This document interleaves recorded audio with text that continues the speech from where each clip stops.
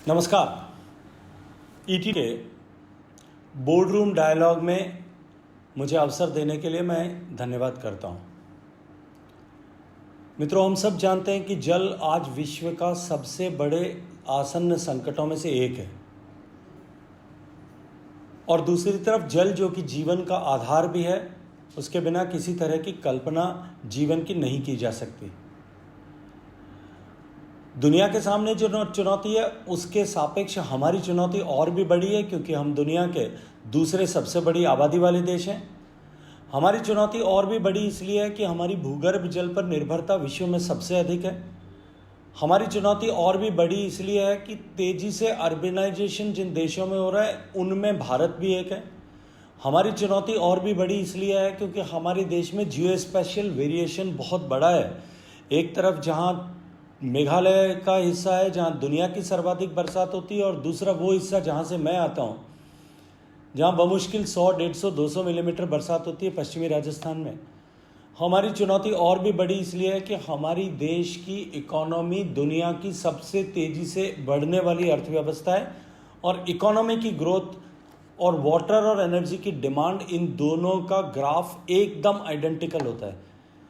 ऐसे में आने वाले समय में विकसित भारत बनाने के मार्ग में पानी की उपलब्धता चुनौती न बने, माननीय नरेंद्र मोदी जी के नेतृत्व में एकीकृत नवीन मंत्रालय, जल शक्ति मंत्रालय, इस लक्ष्य को लेकर के इस चुनौती को पार पाने के लिए निरंतर काम कर रहा है।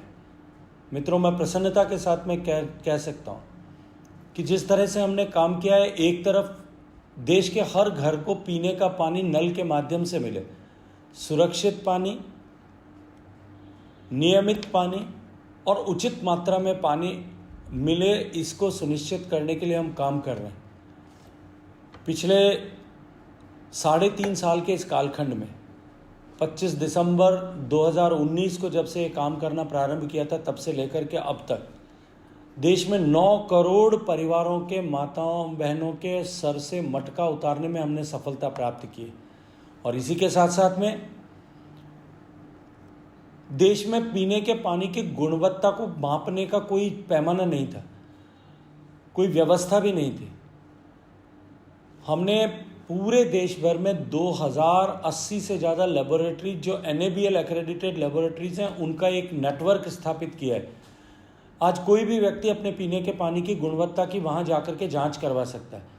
इससे आगे बढ़ कर के हमने गाँव में महिलाओं को हैंडल डिवाइसेस दे करके पीने के पानी की गुणवत्ता की जांच वो स्वयं कर सकें, ऐसी सुविधा प्रदान की है। 20 लाख महिलाओं को देश में ट्रेन किया।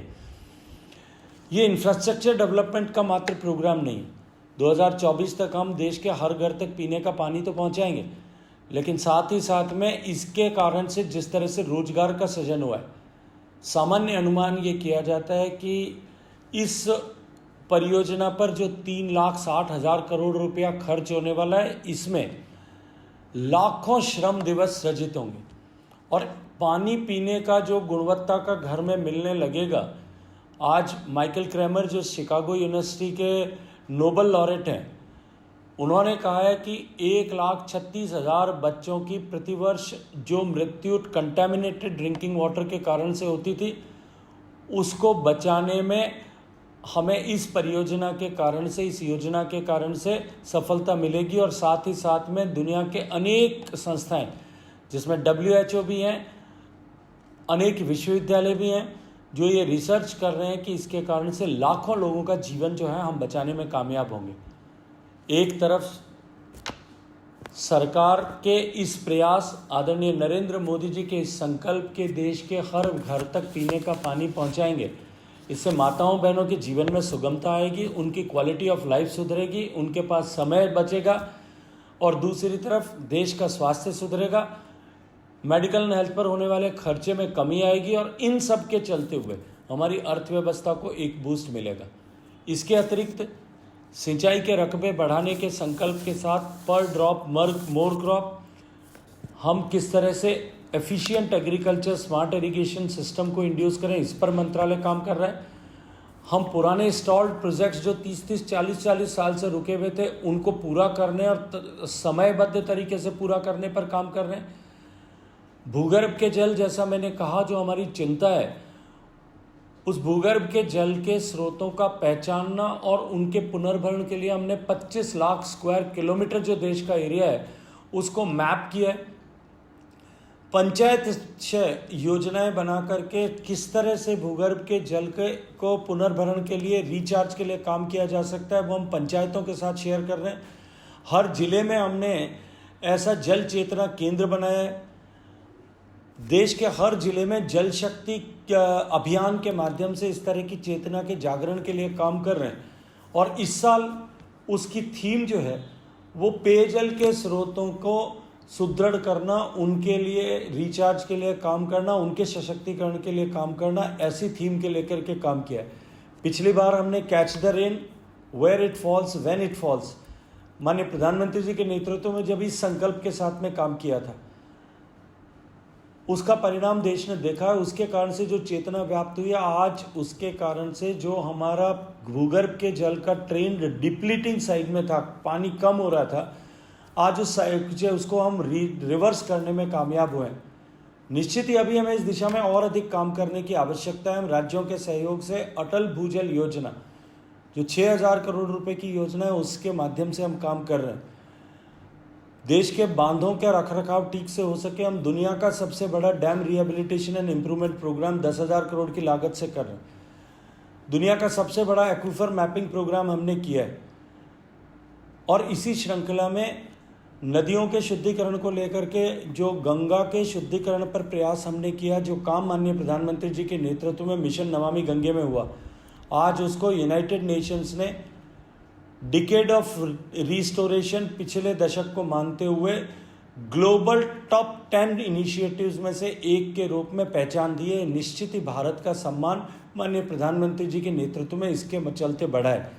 देश के नदियों को जोड़ने के प्रकल्प में भी सरप्लस बेसिन से डेफिसिट बेसिन पर ट्रांसफ़र करने का जो माननीय अटल जी का सपना था, उसे पूरा करने की दिशा में भी हमने 45,000 करोड़ की लागत से केन और बेतवा नदियों को जोड़ करके मध्य प्रदेश और उत्तर प्रदेश के बीच बुंदेलखंड की प्यासी धरती की प्यास बुझाने और लोगों के कंठों की प्यास बुझाने की दिशा में सकारात्मक कदम आगे बढ़ाए हैं।